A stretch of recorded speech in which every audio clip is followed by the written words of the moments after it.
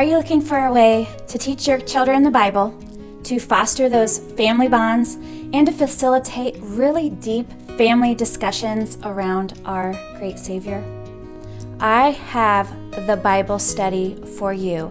From the youngest all the way through adults, we are having great discussion. Because of these discussions daily, I've had 2 children in the past 2 years come to salvation. No greater joy. Not just profess salvation, mind you, but I am seeing the fruit. I am seeing the interest. I am seeing the Spirit-led, really thoughtful answers in the participation into our studies. What does all the blood of those sacrifices tell us about God? He hates sin. Oh, I know. Why? To transfer all of his sins to the goat. Because he's a sinner too.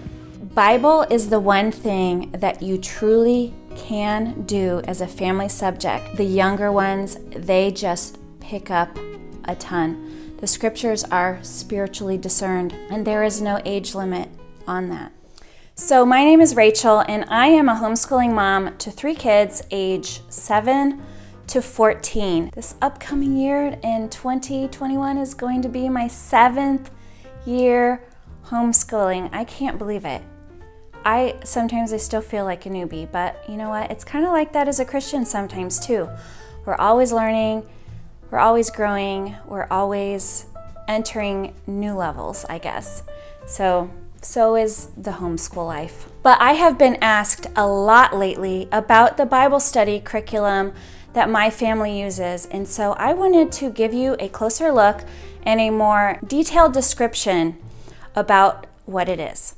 So the name of the curriculum that we use is called Generations of Grace. It's very, very well loved because it's like a 3-year cycle. So if you are familiar with classical conversation cycles, this is kind of like that. As you can see, there's a year 1, a year 2, and a year 3, and then you go back to year 1. And these Bible studies are timeless. They are for every age. Like I said, even as adults, it's like, wow, I'm still learning. I'm still gaining new things. The scriptures are new every day. It is from Generations of Grace, which is produced by, I believe, John MacArthur's organization. So if you're familiar with John MacArthur, this is affiliated with him. So let me explain how this goes. So throughout the 3 years, you're going to get kind of a really broad but yet thorough overview of the whole Bible. They have specific lessons, 4 weeks for Christmas. So if you're looking for a Christmas devotional, it's already in here. And they are not the same devotionals for year 1, year 2, and year 3. They choose kind of a different set of scriptures for Christmas, a different aspect of Christmas, so that you're not doing the same Christmas devotionals every year. And the same thing for Easter. They have 4 weeks of special lessons for Easter. Now, if you look at their website, this is what our church uses for a Sunday school curriculum. And then the church bought us this family devotional. But if you look at their website, this devotional is only $20. And I promise you, this is all you need. This is what we use every day for our morning time.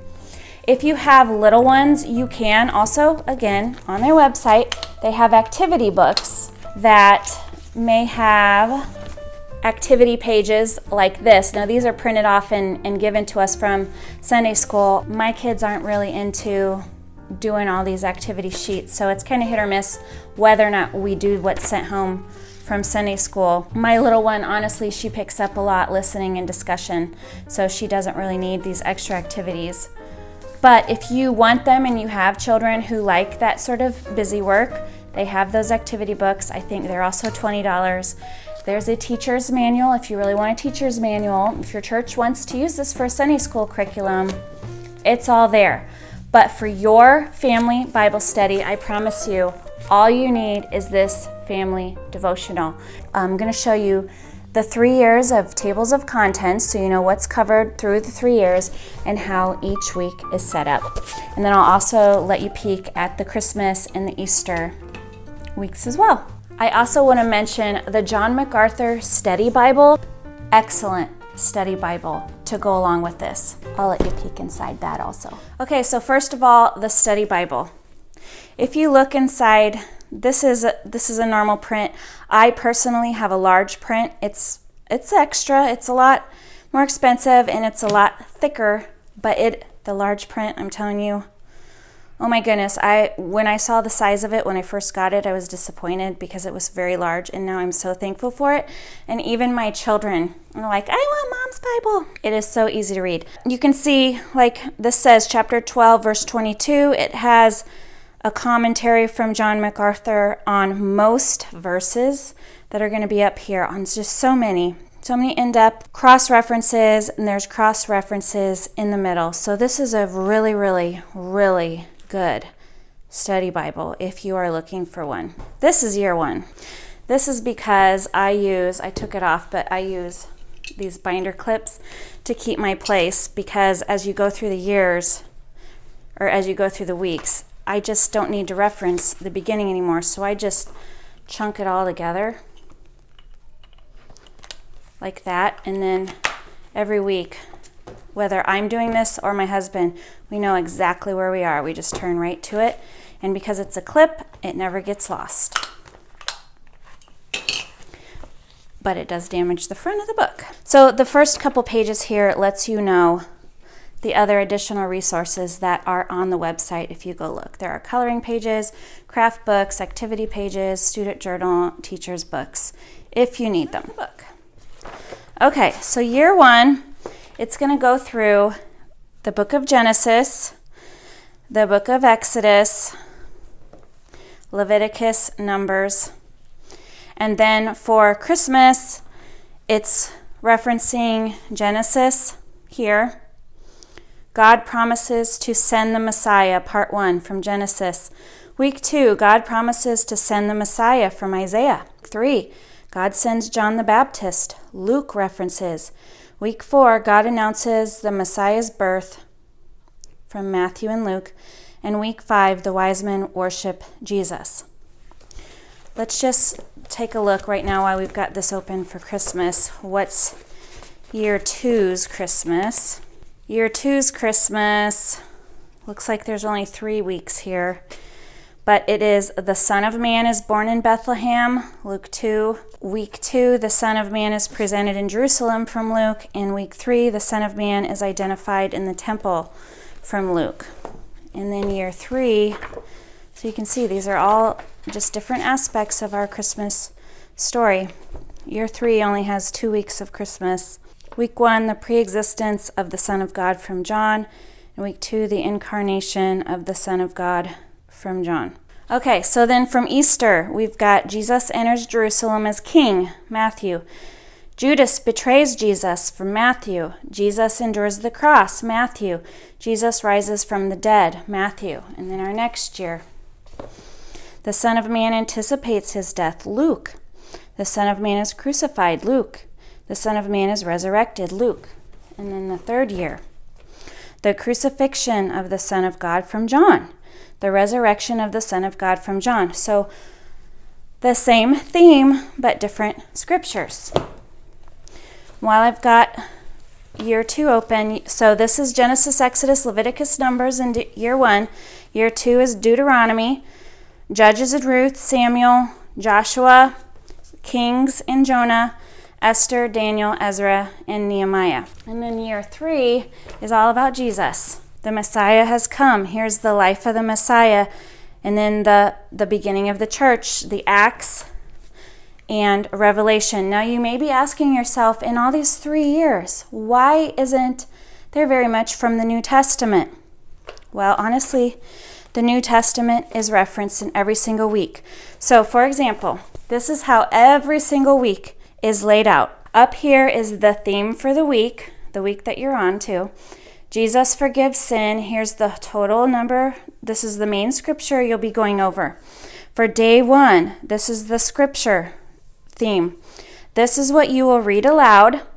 If it's a lot of scriptures, I try to break it up for my kids and let them practice reading. If it's a lot of scripture, either I read it or sometimes I will pull up the Bible app and I will let the electronic guy read it. because sometimes mom's just tired of talking, right? So after we read the scripture, then we read this summary, and then we ask the questions. Many times during the summary, I will be asking questions during it because sometimes listening comprehension, we're fighting the flesh. Sometimes it's not the best. So if I'm going through this and they can't answer the questions, occasionally we'll go back and read the scriptures again. For most of the time, reading the scripture and then going through the summary and asking the questions is sufficient. And then as you have older children, the discussion questions. This sort of discussion right here is maybe a little bit deep for very, very young children, unless they're saved, right? Because that spirit is wiser than the most knowledgeable, unregenerate man. So it's amazing what saved children can come up with. So this you'll have to determine on your own, but since you know that you're repeating this every third year, you can come back to this when your children get older. But these are kind of more life application, just think about it, questions. Okay, and then day 2, same theme, same layout. Day 3, same theme, same layout. So I'm going over all that to say, here's where your New Testament is referenced. So here it happens to be Luke on day 4 and Revelation in day 5. But like here on week 19, you can see on day 4, it's going back to Isaiah. This was a scripture reference from Mark. The lesson was about Jesus teaches the parable of the landowner in the first 3 days, but then it goes back to Isaiah and reinforces that lesson, and then Ephesians. So really this curriculum is showing you that the entire Bible is the complete revelation of Jesus Christ. Jesus is in Genesis, he's in Exodus, he's in Leviticus, he is all the way to the end. He's not just in Matthew, Mark, Luke, and John. And that's what this curriculum really shows you. Everything that's being taught in the Old Testament is being proven in the New Testament. So that's done really well here. And then at the end of the week, it tells you what you're going to be doing for the next week. This is one of the best Bible curriculums that you could buy if you want to teach your kids the entire Bible and you want to do it all together as a family subject. Who loves teaching their children all together? I do. And I will link this curriculum down below. Until next time, bye.